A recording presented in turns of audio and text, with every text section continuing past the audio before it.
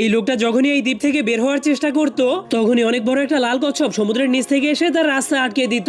এরপর তার শক্ত পিঠের সাহায্যে সেই লোকটার বাঁশের ভেড়াটাকে ধাক্কা মেরে মেরে ভেঙে ফেলতো। কিন্তু যখনই লোকটা ভাবতো এখনই কচ্ছপটা তার উপর আক্রমণ করে দিবে তখনই কচ্ছপটা তার সামনে গিয়ে থেমে যেত, এমনকি তাকে কিছুই করতো না। তখন লোকটাকে এত ভয় পেতে দেখে কচ্ছপটা চুপচাপ সেখান থেকে চলে যায়। কিন্তু সেই লোকটা একদমই বুঝতে পারছিল না যে সেই কচ্ছপটা তাকে কেন এখান থেকে যেতে দিচ্ছে না। এই জন্য সে অনেক রেগে সমুদ্রের দিকে তাকিয়ে অনেক জোরে জোরে চিল্লাতে শুরু করে দেয়। তখন সে দেখতে পায় সেই কচ্ছপটা ধীরে ধীরে সমুদ্রের কিনারে আসতে শুরু করেছে।